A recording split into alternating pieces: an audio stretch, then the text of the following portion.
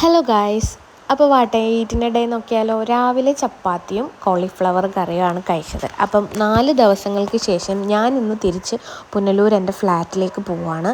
അപ്പം ഇത്രയും ദിവസം ഞാൻ വീട്ടിൽ റെസ്റ്റ് എടുക്കാൻ വേണ്ടിയിട്ട് പോയത് മാത്രമല്ല, തിന്നാൻ വേണ്ടിയിട്ട് പോയെന്നൊക്കെ പറയാം. അങ്ങനെ തിരിച്ച് ഞാൻ ലഞ്ചും എടുത്തിട്ടാണ് വീട്ടിൽ നിന്ന് വന്നത്.